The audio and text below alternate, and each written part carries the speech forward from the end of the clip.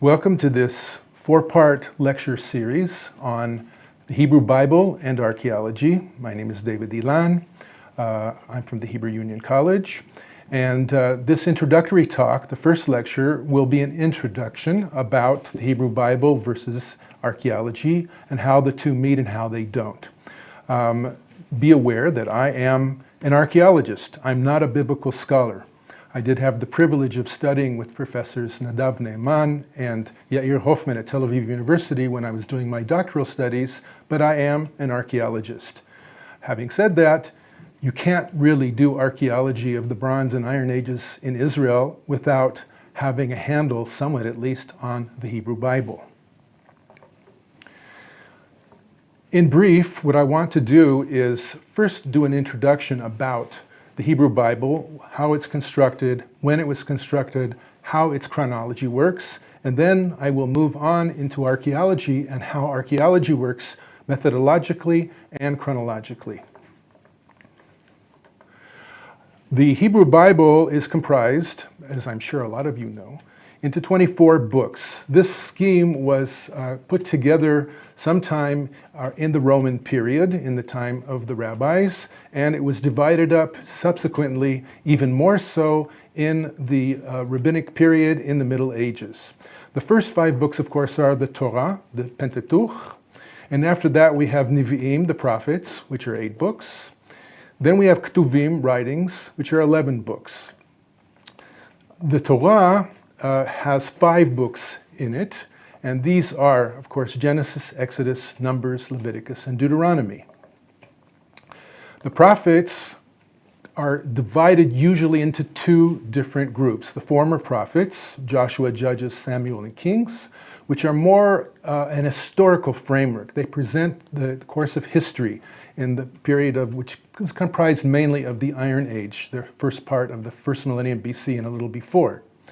The latter prophets are more in the way of their major prophets, Isaiah, Jeremiah, and Ezekiel, and then you have a whole series of minor prophets that are listed here on the slide, and these are more ideologically oriented. It's more theological and less historical, although they do have an historical context, and over the course of the next 3 lectures we will see how that works to some extent.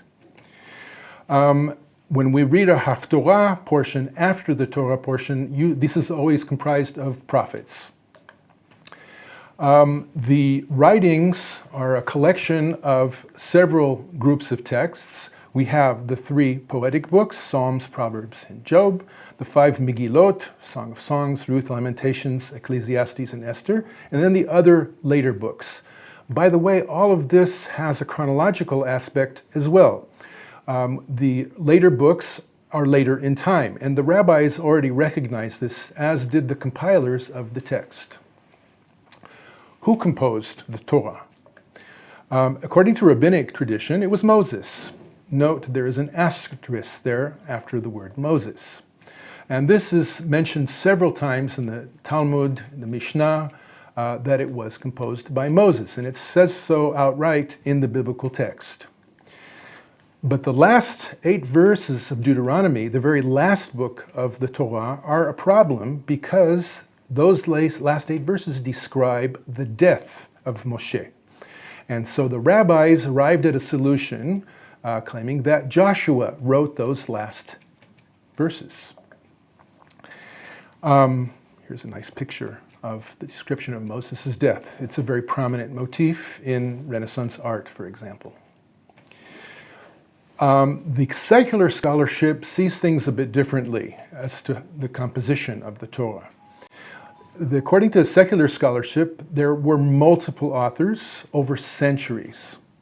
One of the things that codified this hypothesis was put together in the 19th century. It's called the documentary hypothesis, in which everywhere in the text where Yahweh is God's name is called J.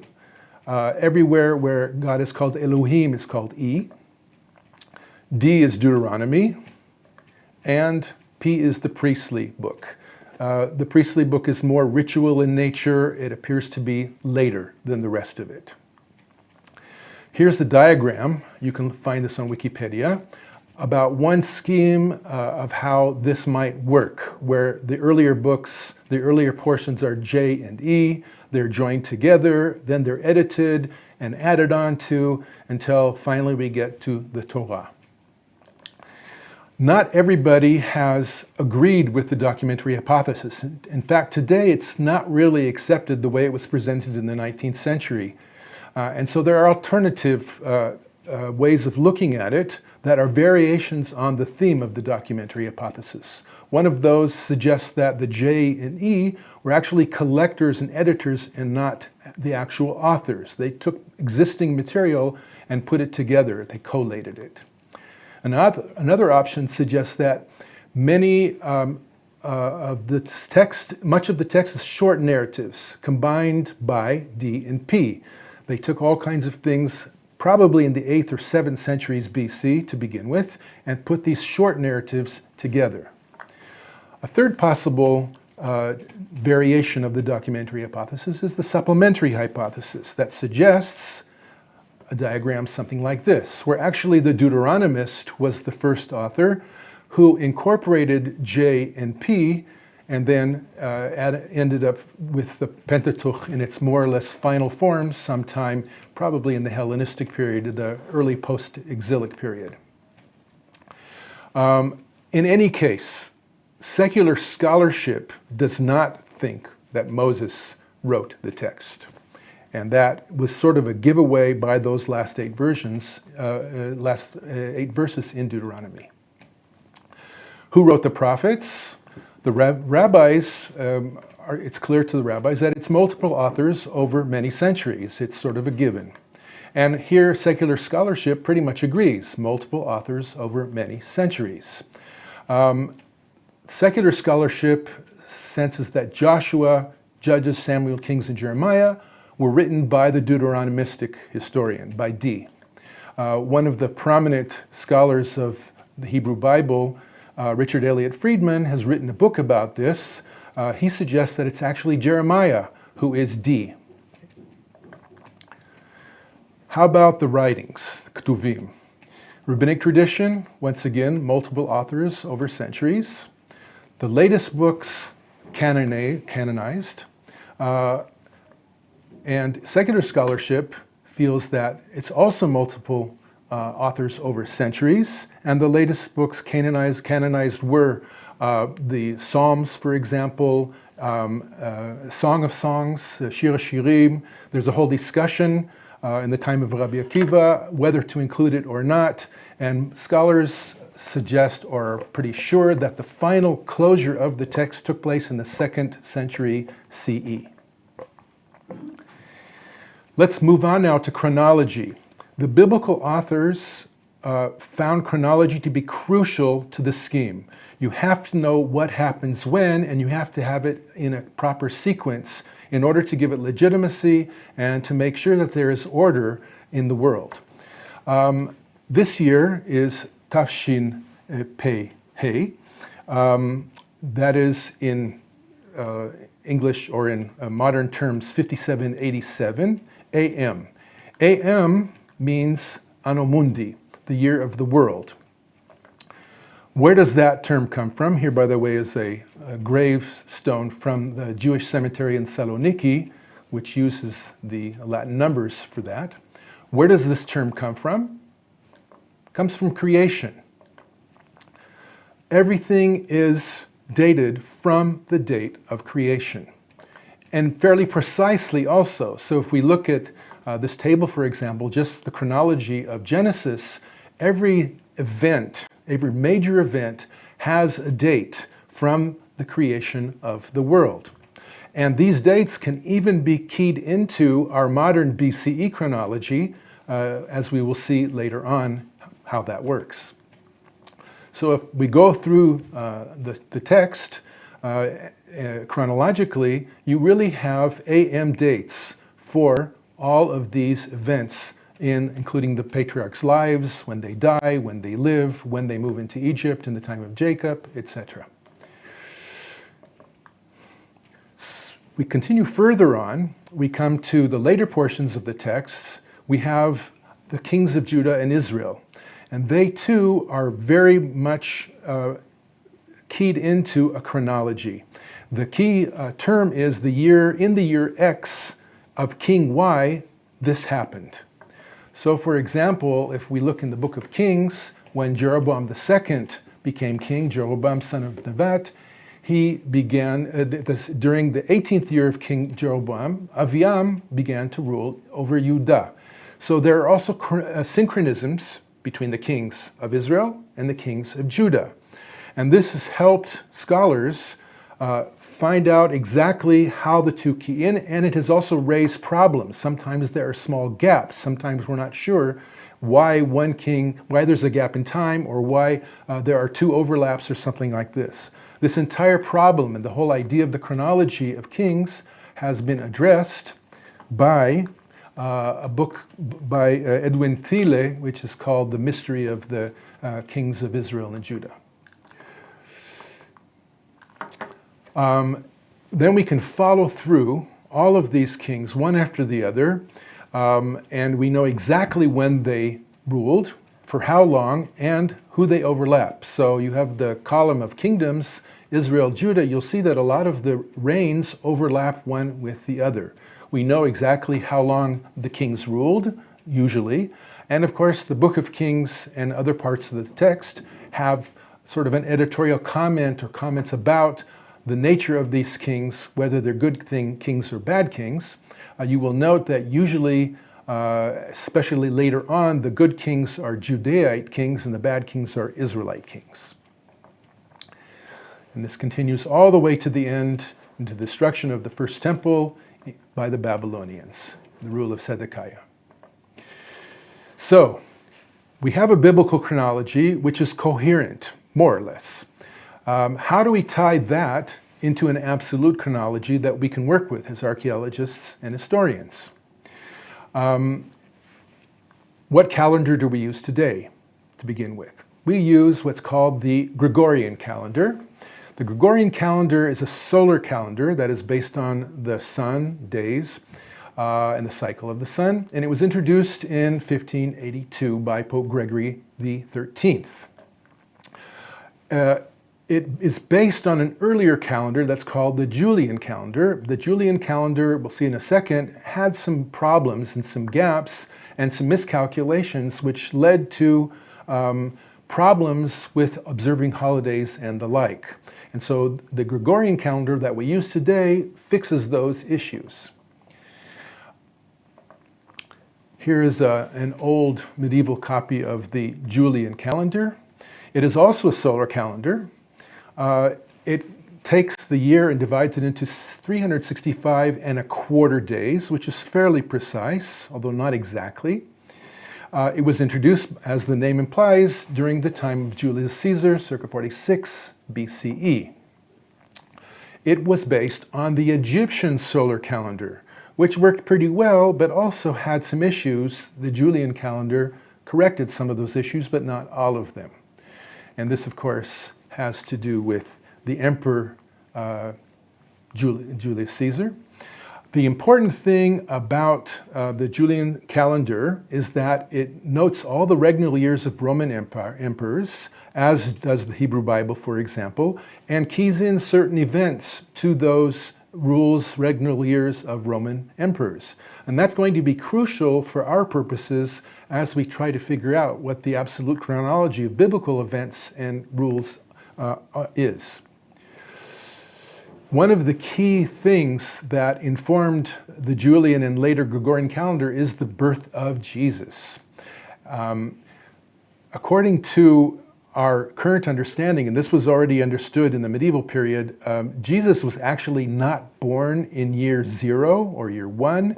This was a miscalculation because according to the New Testament, Jesus was born before the death of Herod. Herod, of course, declares that all the male children, Jewish children, have to be killed, the babies, because there's a prophecy that he's going to be destroyed by a Jewish leader, a new king. And so he puts out this order. In any case, Jesus is born before the death of Herod. And probably it's about 4 or 5 BCE. But be that as it may, since the Christian clergy and leadership decided that it was supposed to have happened in what is now year 0, the whole Anno Domini thing, AD, starts with the year 1, and it's a done deal, so there's no going back, even though it wasn't exact. The Christians, of course, call this before Christ, BC. Jews have preferred to call it before the Common Era. That's where we get BCE. So how do we synchronize the biblical dates with the solar calendar dates? So we have Rome, and we have Roman historians who are writing about events that happened in the time of the Roman Empire and also before. One of the prominent ones is Josephus Flavius, who wrote the history of the Jews and the history of the Jewish War, where he talks about Roman rulers, aristocrats, and Jewish history as well. So those things key in very well with each other. He also, in the Antiquities of the Jews, talks about things that happened much earlier on. And then we have the historians and the writers from Greece, Herodotus, for example, who also write about things that happen in the ancient Near East. So we can correlate Babylonian kings, Assyrian kings, Persian kings with Greek rulers and kingdoms, let's say in the 3rd, 4th, 5th centuries BCE. Also, the Roman historians mention the Greek rulers and kingdoms. And so Rome and Greece are coordinated and synchronized to some degree. So now the Greek historians have synchronized the later Mesopotamian rulers and events with the history of Greece. And this holds true also for Egypt to a somewhat lesser extent, but also writers like Herodotus talk about Egypt and kings of Egypt, and we know the correlation between kings in Greece and kings of Egypt. Now we're talking here about 6th, 5th, 4th centuries BC, but that's already pretty early, and there is already an overlap with the biblical text.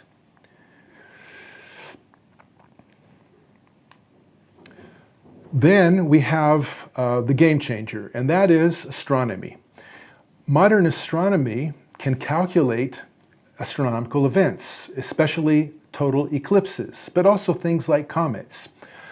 If you can calculate backwards in time exactly when a total eclipse happened thousands and thousands of years ago, if that eclipse is mentioned, let's say in a Babylonian text or in an ancient Assyrian text, then you know exactly, and it's during year X of King Y, then you know exactly how to date that year of the king's rule. So we have these astronomical and astrological observations, and you can arrive at very exact dates in Egyptian and Mesopotamian history using those. Now we come to ancient Israel.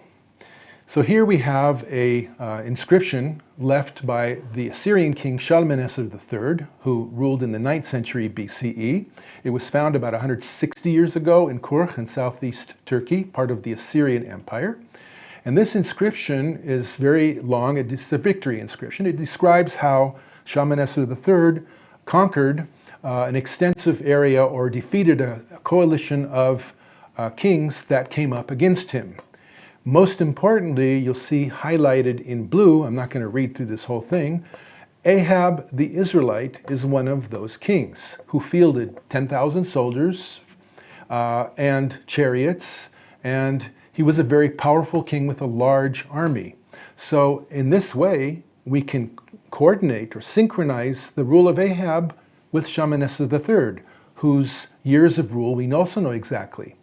And this is how, among other things, Edwin Thiele managed to create an absolute chronology for the kings of Judah and Israel.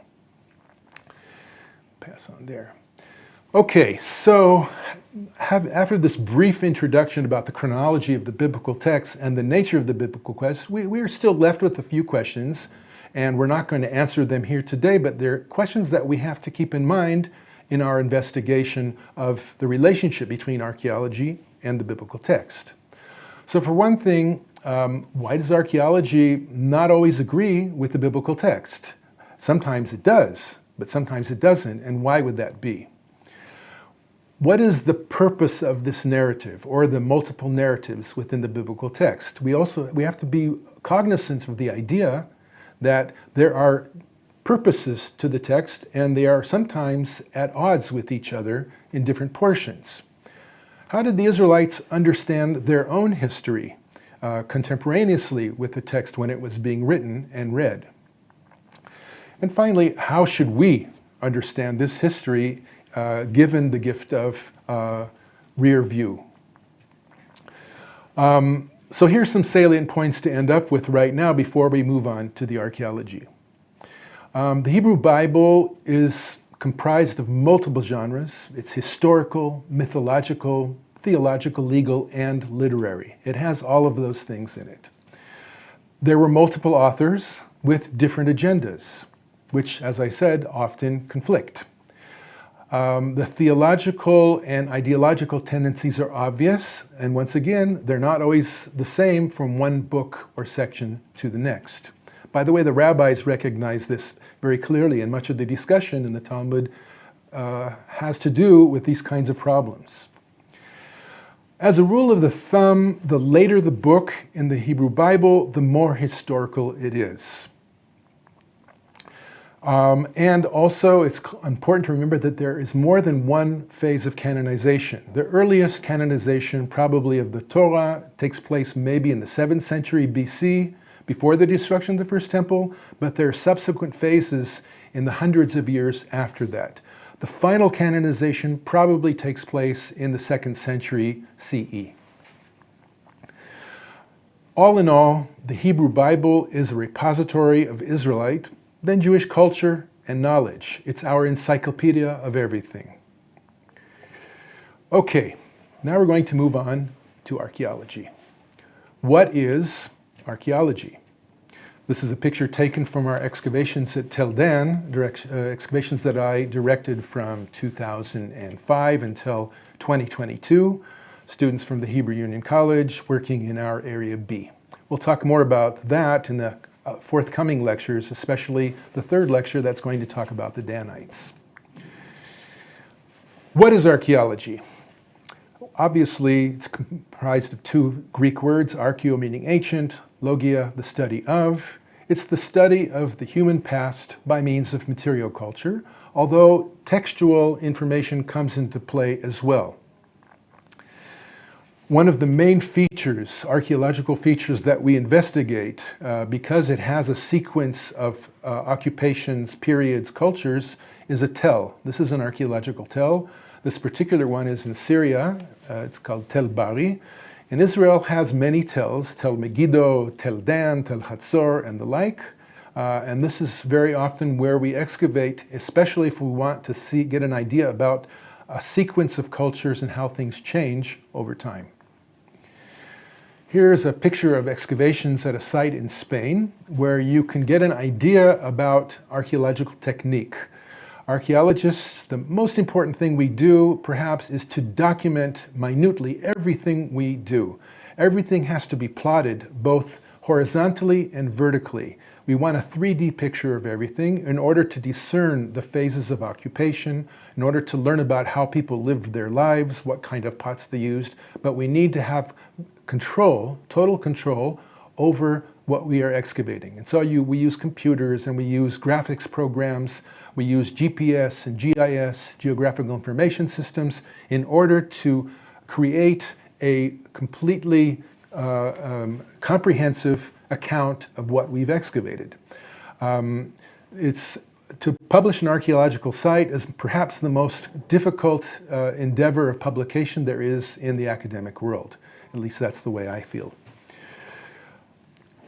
If we look at this picture, which I received thanks to Professor Chaim Azar of the Hebrew University, what are we looking at?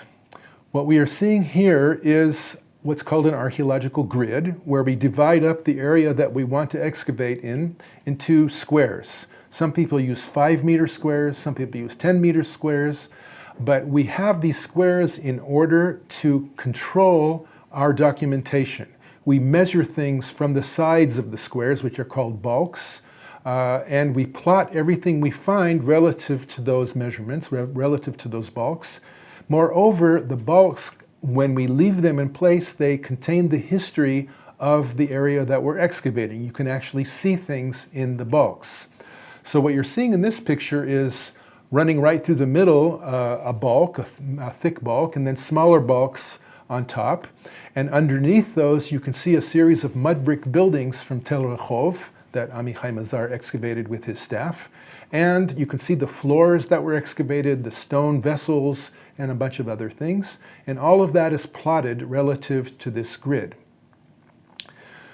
A result of having the bulks in place is that you see things. So for example, in this square, bulk section, which is the meeting of the 4 squares actually, you can see floors, plaster floors, a lower one, an upper one, and on top of the upper one you can see a massive destruction debris which contains the remains of vessels, complete vessels that were broken, jewelry, all kinds of other things that were contained in a massive destruction.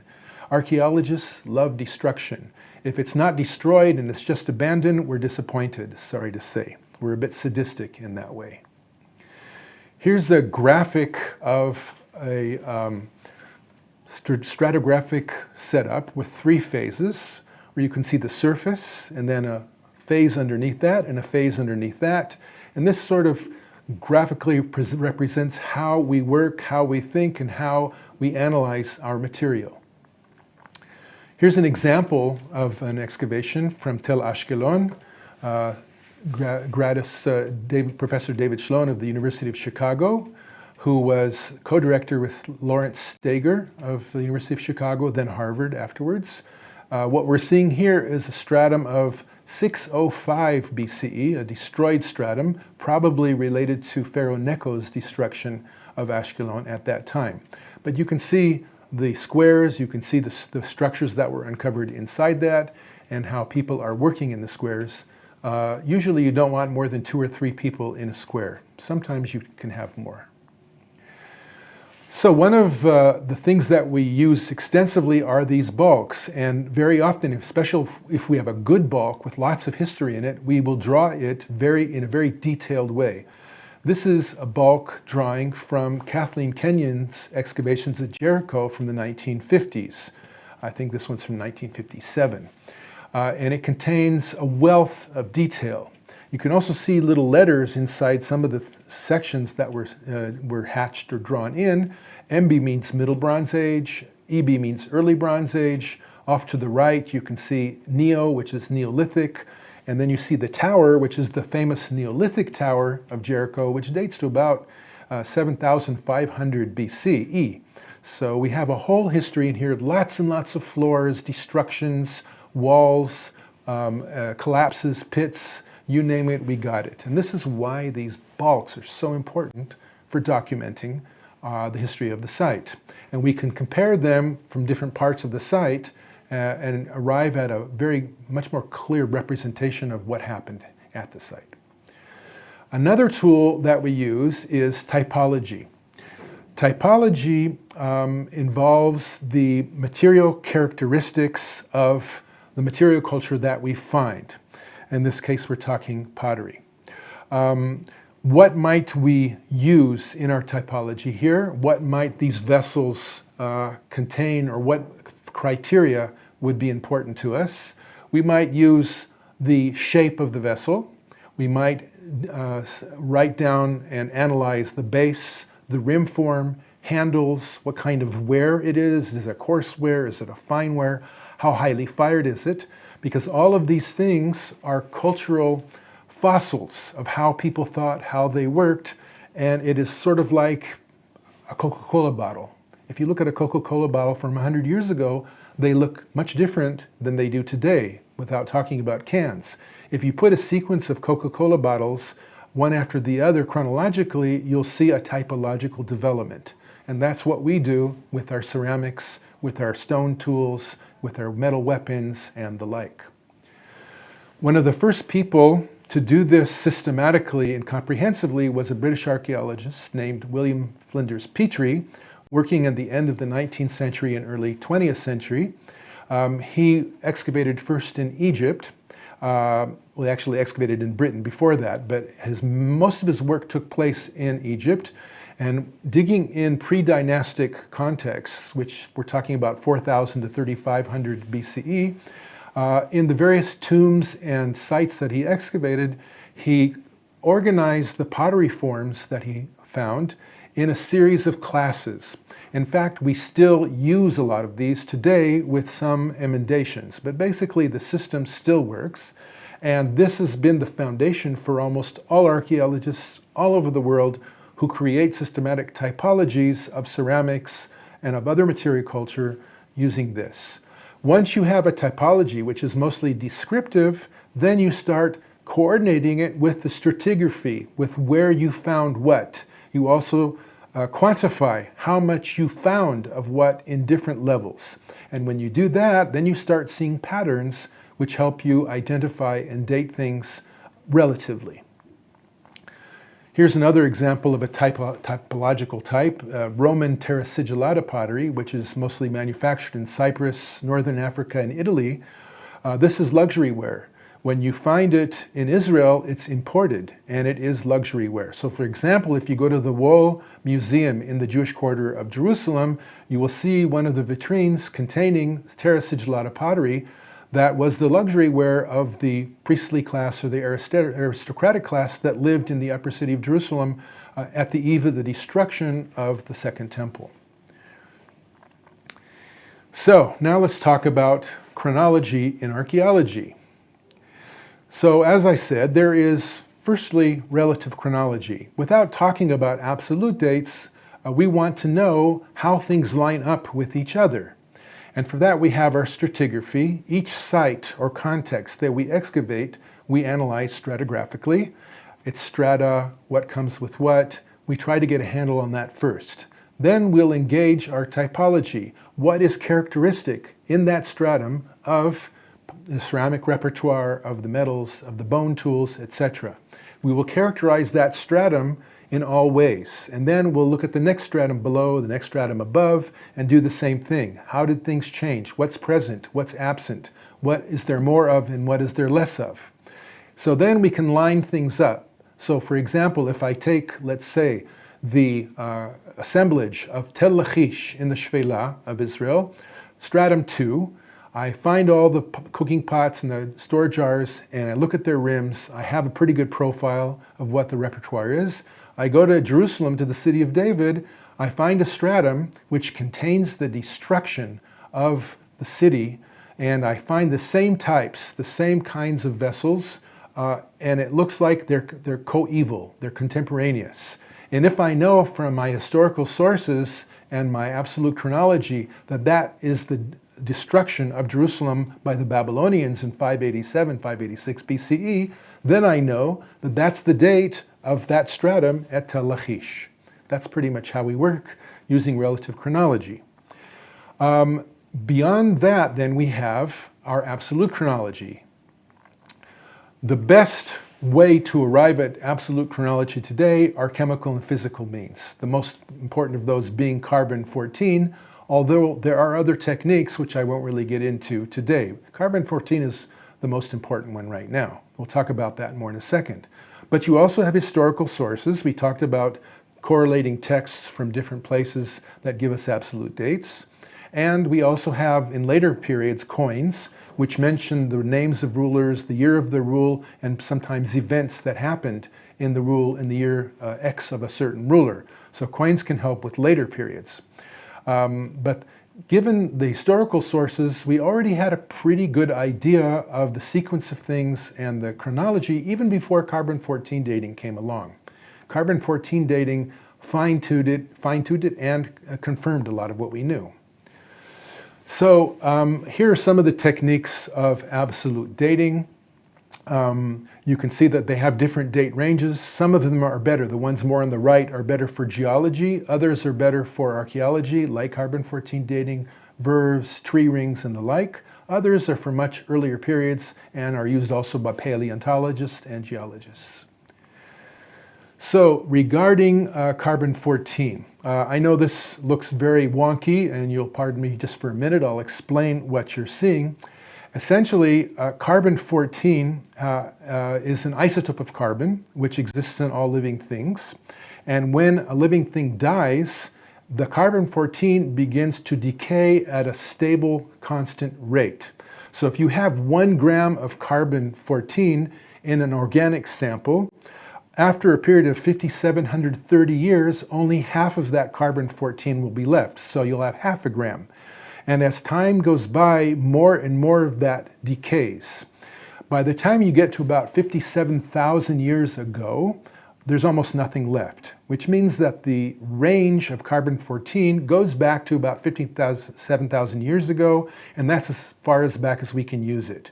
But anything before that, especially a little bit more recently, when you have more carbon-14, you can measure how much carbon-14 is left using radiation, and then you can date fairly precisely how old that sample is before the present.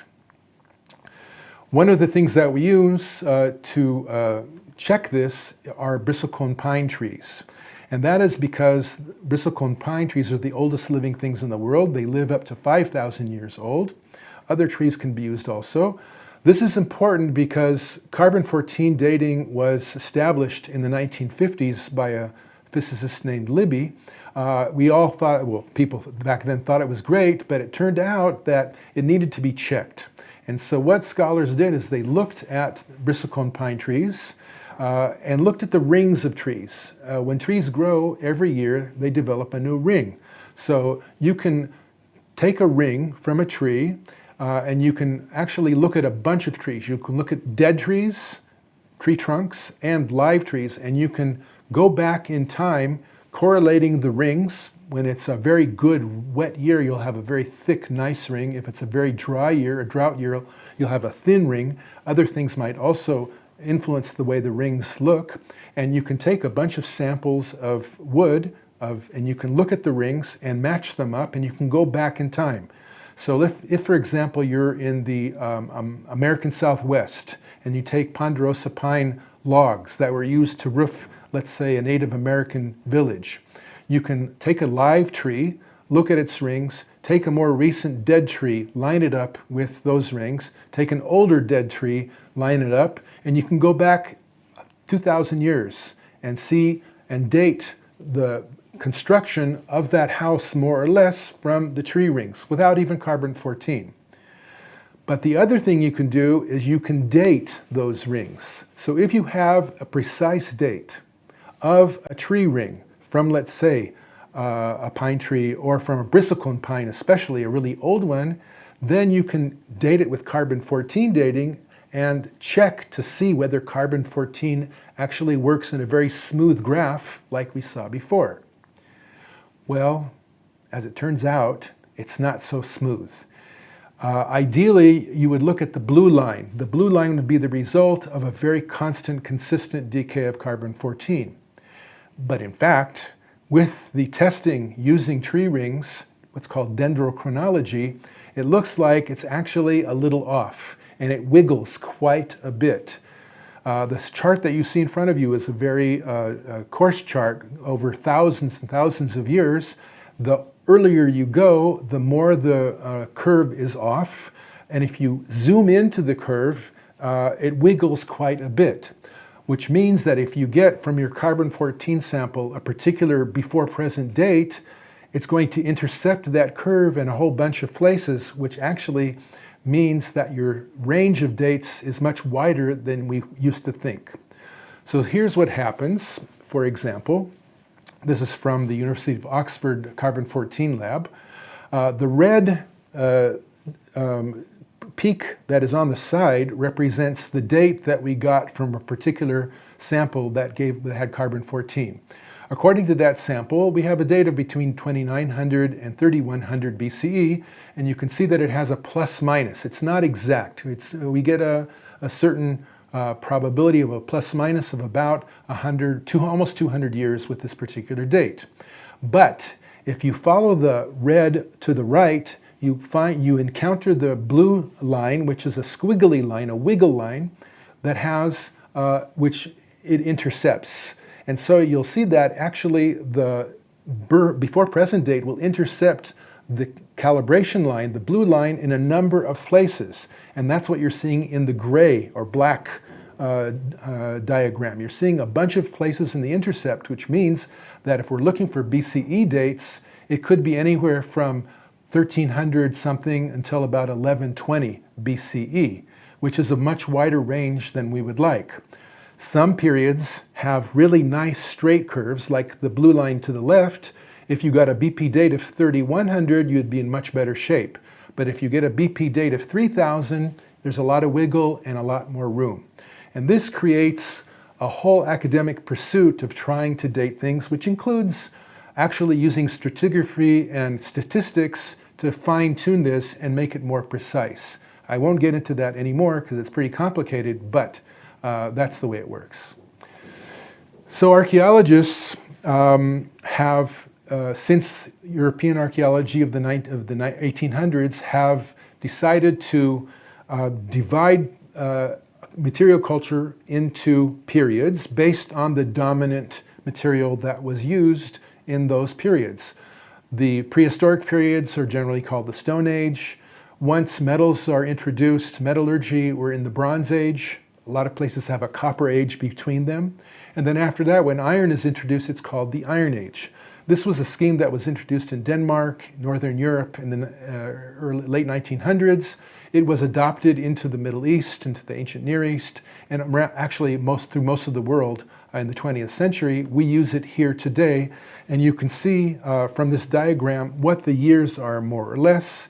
The Bronze Age starting circa, now it's actually 3500 BCE and going up to about 1150 BC, the Iron Age from circa 1150 until 586.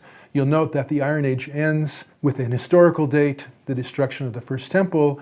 Not everybody would run with that, but in our archaeology of the Levant, the southern Levant, ancient Israel, we still use that date. So this is our scheme. I also want to let you know that my specialty is in Bronze Age and Iron Age. I don't do the classical periods so much. So the archaeological periods in the Levant look like this in a more precise way. And the biblical text, according to early scholarship from the early 20th century, would place certain portions of the text to correlate with the Bronze Age. Early Middle Bronze Age would be Genesis, and the later parts of the Bronze Age would be the later books of Exodus, Numbers, Deuteronomy, Joshua, etc. Then we get into the Iron Age. We're talking about Joshua, Judges, and then Kings is Iron Age 2. And then the last books, Ezra and Nehemiah, and the other books are already exilic and post-exilic into the Persian and Hellenistic periods. That's grosso modo. And we don't need these later periods because they concern us less and they're not biblical. Okay, so I want to end up with something a little bit facetious, but this is sort of what academic biblical scholars looking at archaeology, looking at historical sources that are contemporaneous with the biblical text, here's what they pretty much do with the historicity of the biblical text.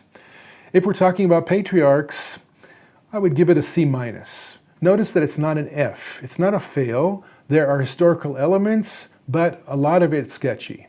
And pretty much the same with the sojourn in Egypt. There's a little more evidence for that. That'll be a topic of another lecture another time. Exodus really doesn't play out well with the archaeology. Again, I didn't give it an F, but it's not really a passing grade. The conquest of Canaan by Joshua, there are some elements that work very well, others don't. Interestingly, I've put a particular element of the story, Mount Ebal, and the covenant between Israel and God, giving it a B+, because there's archaeological evidence that seems actually to confirm a lot of that story, interestingly enough. The point being that not everything is not historical. I want to make sure that that's clear. If we move ahead, Judges, Some of it looks historical, a lot of it doesn't. Again, these are stories and myths of different peoples that came together, were collated by the editors. Samuel, sort of the same thing, difficult to confirm most of what's in there. When we get a little bit later into the book of Kings, David and Solomon, there's more historical information. We're now pretty sure David did exist because we have the Tel Dan inscription, which testifies as much. There's zero evidence for Solomon outside the biblical text, which is a problem. The book of Kings has a lot of historical information that can be confirmed by the extra-biblical texts and by archaeology, so it gets a B grade. And bottom line is, I'm speaking as an academic, using academic techniques, the techniques of archaeology. You can't argue with belief, and the fact of the matter is, maybe we're wrong about all of this. Maybe we've got a lot of it wrong. And I have no monopoly on the truth here, and so we need to keep our minds open. A lot of times things suddenly change. So let's conclude with reiterating some of these questions that I already raised before about the Hebrew Bible. Let's remember that archaeology doesn't always agree with the biblical text, but sometimes it does, and that is what's interesting. We also need to talk about the purpose of the narrative. Think about what it meant to get across, and do we expect it to be historical? How did the Israelites understand their history? That's important. And how we understand this history, what it means to us. Because we're looking at things from our own perspective, and we have to be cognizant of that, because sometimes we find what we're looking for. That is a problem in archaeology too. So, to finalize this first introductory talk, let's reach some conclusions. First of all, archaeology needs to be done separately, not with the Bible in mind. It needs to be done as anthropology on its own merits. Then the archaeological data can be analyzed in conjunction with the historical sources, including the biblical text. But those texts, not just the biblical text, but any historical source, needs to be used critically. People write history, and people have agendas. The Bible does contain historical material, and the question is, what is historical and what is not? And that's, I think, what interests us here. Archaeologists working in biblical periods must consult biblical scholars, and vice versa. An archaeologist is not a specialist in the Bible, and biblical scholars don't know the inner workings of archaeology. We need to be working together if our research questions deal with the biblical text and the biblical period. There's no consensus, and it's a good thing there isn't. The arguments that we have and the debates that go on in the literature and online these days, that's what makes it interesting. Anybody who wants to continue reading up on these subjects, there are a number of books that are worth reading that have an academic sort of critical approach, some more, some less. Here are 3 examples that I would recommend. There are others too. Thank you.